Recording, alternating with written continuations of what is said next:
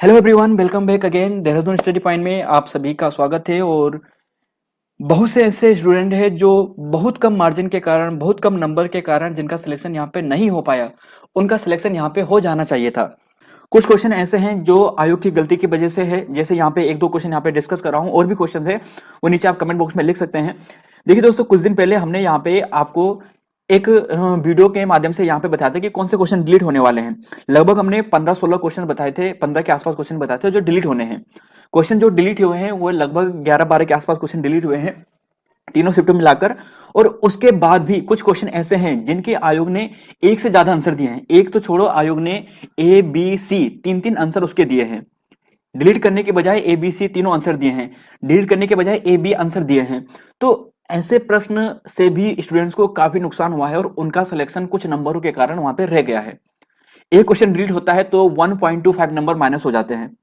तो यहां पर दोस्तों बहुत से ऐसे हैं, और उस टाइम हमने आपको कहा था कि ऐसे प्रश्न बहुत सारे हैं।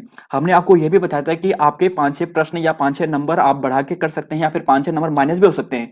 हुए हैं यहाँ पे काफी मैसेज हमें आ चुके हैं कि हमारे 72-73 नंबर थे, हम 65 पे आ चुके हैं। हमारे 65 नंबर थे, 72-73 पे पहुंच चुके हैं। बहुत सारे मैसेज है, किन्हीं का 68 पे थे, सीधा 76 पे पहुंच चुके हैं। तो दोस्तों ऐसे प्रश्न हुए हैं, और इन प्रश्नों का नुकसान बहुत से स्टूडेंट को यहाँ पे उठाना पड़ा है। यहाँ पे अगर बात करें, जैसे ये वाला प्रश्न है, ये तो आयोग ने डिलीट किया है, जैसे ये भी डिलीट किया है, जबकि इसका आंसर ऑप्शन नंबर सी रखना चाहिए था ऑप्शन के अकॉर्डिंग, लेकिन नहीं रखा। जैसे यहाँ पर ये प्रश्न है मोहम्मद अली अंसारी। तो मोहम्मद अली अंसारी तो दोस्तों मैंने कभी सुना नहीं है, ना ही मैंने कहीं पर पढ़ा है। अगर आपने पढ़ा हो तो बताएं। मोहम्मद अली अंसारी की जगह अगर मुख्तार अली अंसारी होता तो वह सही होता। तो ऐसे प्रश्न ही है यहाँ पे जो काफी विवादित है।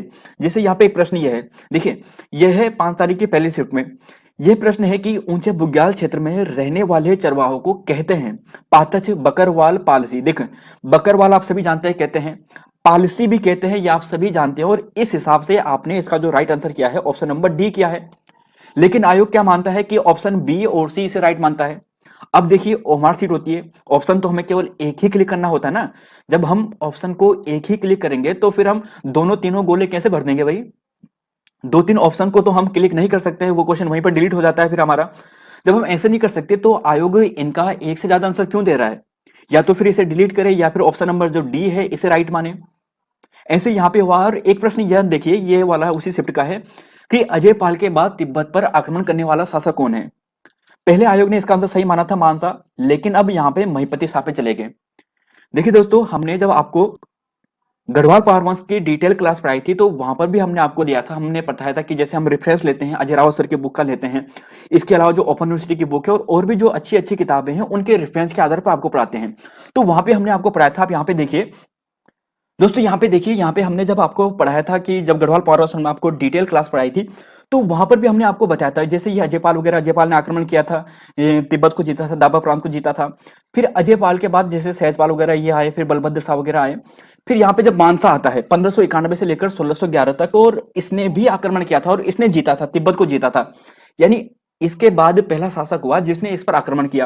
लेकिन आयोग ने यहाँ पे जो इसका आंसर माना है वो महिपति शाह माना है, ऑप्शन नंबर ए माना है, जो कि दोस्तों यहाँ पे गलत है। अगर आप यहाँ पे देखोगे, अगर हम महिपति शाह की बात करते हैं तो महिपति शाह तो बाद में आया, श्याम शाह के बाद आया। श्याम शाह पहले आ गया था और श्याम शाह ने भी आक्रमण किया था। श्याम शाह भी आक्रमण करता है, और फिर श्याम शाह के बाद जब गद्दी पर बैठता है महिपति शाह तो वह भी आक्रमण करता है। तो आयोग ने महिपति शाह माना, किस आधार पर यह माना, किस बुक को लेकर आयोग ने यह माना, काफी कंफ्यूजिंग है। तो दोस्तों यहाँ पे यह प्रश्न भी काफी विवादित है, और समझ नहीं आ रहा कि आयोग ने ऐसा प्रश्न इसका कैसे दे दिया है। अब जैसे और शिफ्ट की बात करते हैं, यहाँ पे जैसे हमारी और शिफ्ट है यहाँ पे, तो यहाँ पे दोस्तों इसका आंसर महिपति शाह दिया है आयोग ने, जबकि मानसा इसका राइट होना चाहिए था।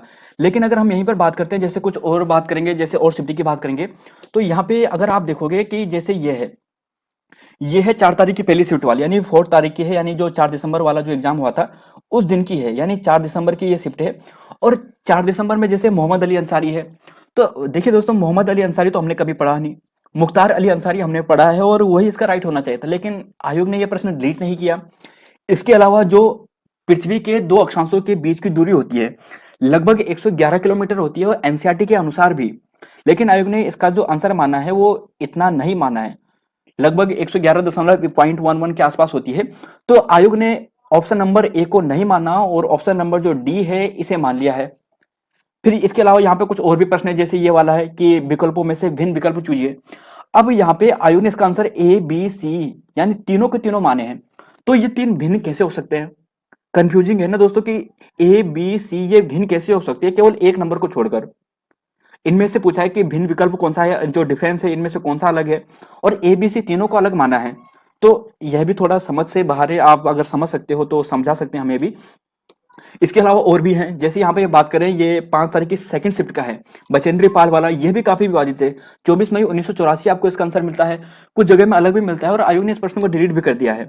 आईने अकबरी शुरू से पढ़ते आ रहे हैं कि 21 महल 21 महल 21 महल 21 महल, फिर भी यह प्रश्न डिलीट हो चुका है। तो समझ से तो दोस्तों ये बाहर है कि आयोग किस आधार पर ऐसे प्रश्न दे रहा है और किस आधार पर इन प्रश्नों को डिलीट कर रहा है। जो प्रश्न डिलीट होने चाहिए थे वो नहीं हुए, संक्षेपण वाला डिलीट नहीं हुआ। इसके अलावा जो और प्रश्न थे, काफी प्रश्न थे जो डिलीट होने चाहिए थे, हमने पिछली क्लास में काफी डिस्कस किए थे, वो प्रश्न डिलीट नहीं हुए। लेकिन ऐसे प्रश्न डिलीट हो गए जो डिलीट नहीं होने चाहिए थे। तो दोस्तों आप यहाँ पे यही कर सकते हैं कि आयोग को ज्यादा से ज्यादा मेल करें कि ऐसे कैसे कर दिया। रेफरेंस भी हमने अच्छी बुक से आपको दिया था। इसके अलावा बात करें, बहुत से जन यहाँ पे कोर्ट जाने की बात भी कर रहे हैं, तो अब समय बताएगा, तो कुछ समय बाद ही पता चलेगा कि क्या क्लियर हो सकता है। तो यहाँ पे हम दोस्तों इतना ही करेंगे। अगर कुछ और प्रश्न थे शायद हम डिस्कस नहीं कर पाए हैं, फिर भी उम्मीद करते हैं कुछ अच्छा हो, जिनका जो जेन्युइन स्टूडेंट हो उनका यहाँ पे सिलेक्शन हो, और जिनका नहीं हो पाया है वो हार नहीं माने, आने वाले कुछ और एग्जाम है उनकी आप तैयारी कर लीजिए। तो मिलते हैं आपको नई वीडियो में। धन्यवाद आप सभी का।